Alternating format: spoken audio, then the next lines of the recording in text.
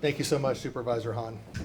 I remember the first time I met you, it was on the West LA campus when Secretary Bob McDonald signed that agreement. So our relationship started rooted in ending veteran homelessness, so I know we're going to get there. I got to find my notes here.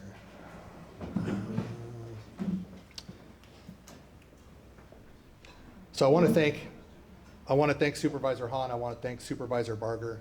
With their support, I know we're going to get this done, and especially with the rest of the board. We set the standard. I have so many conversations with board offices about we're LA County, we set the standard. And so we are going to set the standard, and we're going to show ending homelessness is possible, for starting with veterans, but it's possible for everybody. So very excited about that. To the VIPs in attendance, thank you. Especially to my staff, Zuli Santana, our Chief Deputy. She is the reason why MVA can move as fast as it does.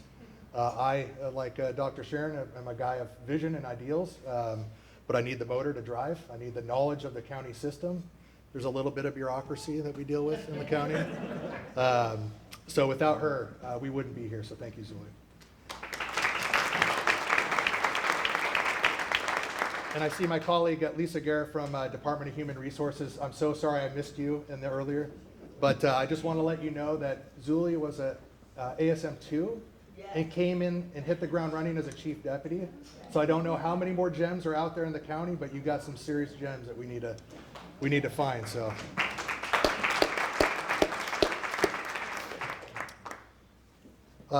Supervisor Barger was called away to deal with the ongoing fire relief efforts. Despite really wanting to be here, she was really disappointed that she wouldn't be able to attend today. And just with the Eaton fire alone, there's over 30,000 at-risk households. That's just at-risk households because of age, not having a vehicle, just to give you an idea of kind of what the county is reacting to. And MVA is tracking specifically 3,466 veteran households that are affected just by the Eaton fire. That's not including Palisades or any of the others. So there's a lot of work that's being done out there, and I see Jim Craig. I know you're doing a lot of work at Palisades. Thank you for everything that you do. I'd like to take a moment to share that our thoughts are with all those affected by the fires, and for any residents impacted that needs assistance. We have 2 disaster recovery centers across the county, one at West LA off 108th and Olympic, and then another one in Altadena. They are open 7 days a week from 9 to 8. We have our department, VPAN, as well as CalVet, there to assist any veterans with document recovery or anything that they might need. And then also benefits establishment and alternative housing arrangements. We have our partners from the VA that are either in attendance or right there on standby to rapidly rehouse our veteran households into housing. And then also, you might have heard, but Bob Hope Patriotic Hall, we turned it into a temporary shelter. We got a call late Friday night from the VA, and there was a request that we need to move veterans off the campus and keep them safe. And as I told 2 directors prior, you call, LA County responds. So we did, and we opened the shelter Sunday morning with the partnership of Red Cross. The VA was wonderful. You guys had all sorts of doctors, nurses, social workers on site. It was really a fun project, and my staff really grew from that. Because we never thought in a million years that we would turn this beautiful museum into a shelter and sanctuary for our fellow veterans. So thank you to everybody that was involved in that effort. I would like to quickly highlight one example of how this partnership is already working with Warrior Heritage Foundation in response to the fires. Justin was preparing to evacuate his family when I called him and asked him if he could, and by the way, Justin has 3 young kids at home as well, so it's not just him and a wife. It's a fire team plus. But gave him a call and said, we really got to set something up. Would you be willing and able to do it? And so I don't know how it was done. I hope he didn't do it while he was driving, but as he was taking his family to safety, they got on their website a fire relief fund. And they started collecting donations, started kicking that out to the entire community to see if we could raise funds for the families that were impacted.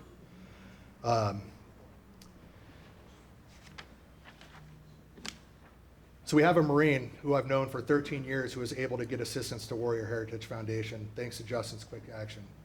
Him and his 3 daughters and his mom lived in a house in Altadena, which was completely burnt down. And the fact that Justin was able to spring to action, collect donations, and support that Marine who's dedicated over 13, I've known him for 13 years, and since he first started, he was giving back to veterans. I met him when he was an outreach worker when I was actually running the Hollywood Veterans Center. So I didn't tell Justin or our Warrior Heritage Foundation partners that story, but your ability to help him really meant a lot to me personally. So MVA has a long storied history of supporting military veterans and their families. I mean, I've probably learned maybe 0.5% of the history just listening to folks that have been really watching and part of the history as it's unfolded over the last 100 years. Through ongoing support and commitment from county leadership, MVA has proudly operated Bob Hope Patriotic Hall, closing in now for 100 years. We are the last county war memorial building in existence. LA County is currently pursuing Bob Hope Patriotic Hall being designated as a federal landmark, one of Supervisor Kenneth Hahn's 3 requests to Vietnam veteran generation decades ago. The other one was to create a foundation to support the department, and that's what we're here to celebrate doing today. And the other one was to establish a food bank, which was established many years ago and supports everybody in LA County. MVA as a county department's primary focus is creating the safety net for veterans and their families, addressing board priorities such as homelessness, justice impacted veterans, and suicide in partnership with CalVet and VA, closing the gap that prevents them from thriving. 15% of our veterans are not eligible for VA healthcare. Sometimes it's not to anything that they did related to untreated ailments that were developed as service. I worked with a gentleman who was in over 171 firefights in 3 combat deployments. He had an incident while in the Army. He exploded. He assaulted another soldier. He did not get treatment. He was kicked out of the military with an other than honorable, stripped of a Silver Star. And when I talked to him, it was more traumatic to talk to him about not being able to access VA than it was participate in those 171 firefights. And that's how we close the gap on the problem. That's why county and local government is so important. VA and the state cannot do it on their own. And it really is meaningful to be empowered to do that work in LA County. Veteran homelessness is at an all-time low in LA County, and MVA is focused on leading the charge with the VA to end it. We've actually begun planning out how to accomplish this goal. The conditions are there to accomplish this goal, and I'm excited to partner with Supervisor Hahn and Supervisor Barger to put the plan together and see it through. Aside from their support, the groundwork has been laid by the VA. Hundreds of units are being built on the West LA campus as we speak. LA County has introduced a few of our innovative unit acquisition programs to attract property owners with units in areas like Burbank and West Hollywood, areas where veterans want to live. That's been a huge problem up to this point, is all the units are in South LA, all the units are open in Antelope Valley. No disrespect to any of those communities, but those communities are not where they're from and are not where they want to move, and especially those that have families. So the innovation and the partnership that I've been empowered to create in partnership with the VA is leading the way on that. Since I am usually outnumbered by Department of Navy veterans, I will use one of their analogies. VA and county are rowing in the same direction. Another piece I want to talk about that is laying the conditions for the work to happen and us to end veteran homelessness is the establishment of the One Team. Those of us that have worked in this field have been kept out through silos, through egos, through conflicting agency issues, grabs for funding, nonprofits. It was hard to partner, nonprofit to nonprofit because you're competing for the same funds. Well, when the VA reached out to me a couple of years ago and asked if I would share with them this effort called One Team, I said yes. I didn't know what it was. One Team, it sounds something like, military, we're one team. So let me jump in and see what this is about. It's really changed the culture. It's no longer about what agency you're with, what you've done. It's now we're all here with the same mission, whether you're VA, whether you're county, whether you're state, whether you're a community provider, whether you're a housing authority, we're all there as one team focused on the same mission. We spent 2 years perfecting this. It's there, and it's going to set the stage to make the change. Now taking a look at another LA County and VA priority, suicide prevention. Since 2015, 70 to 110 of our veterans in LA County have taken their life. Too many. Since VPAN was established in 2020 with the leadership of Dr. Sharon, the suicide rate has dropped more than 20% since VPAN was started.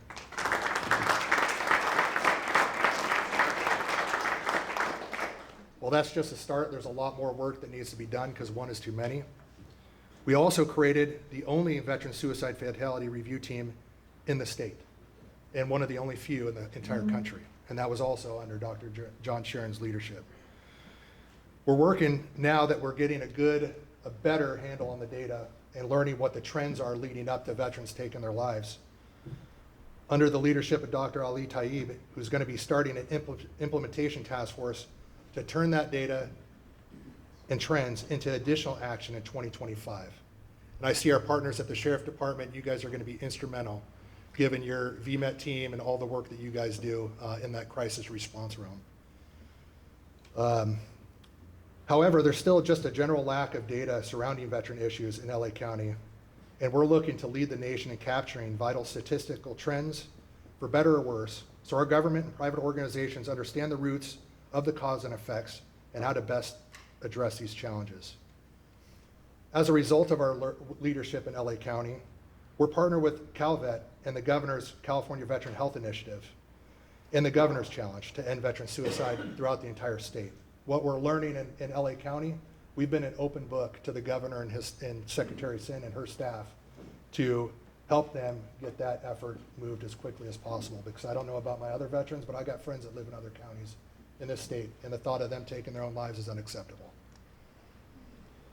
While tackling these issues are a top priority, we have to figure out how to prevent veterans from getting there in the first place. That effort will demand out-of-the-box solutions, definitely out-of-county bureaucracy solutions, leveraging every sector, creating new partnerships and alliances, and tapping into our military and veteran communities to identify leaders within to join the cause. As the county looks at the prevention work ahead, MVA, with the support of the board, is looking at our public-private partnership with Warrior Heritage Foundation as the main element to achieving our strategic goals in this area. LA County cannot do this work alone, and within our current structure, standing up a foundation was the clear need while looking at the work ahead.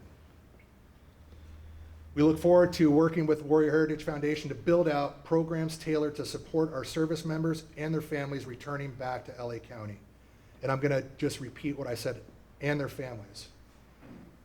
That's an important key that's missing in a lot of the transition programs. And hearing from Justin and Greg and Patricia on why that's so important has definitely resonated with me. Now I gotta find my spot. I always do that. That's what happens when I go off script. Like everything else we do in LA County, we think outside the box and look for ways to set the standard not just for the state, but for the entire country.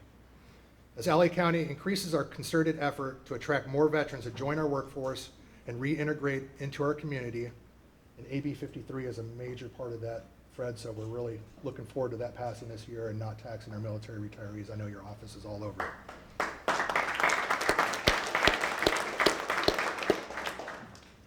We have to be intentional about setting them up to succeed by arming them with the necessary information and network needed to transition successfully through our work with the foundation. And when we do that, things like homelessness, suicide, justice involved, well, we'll be putting ourselves out of business, and I'm okay with that. I'll go work with foster youth.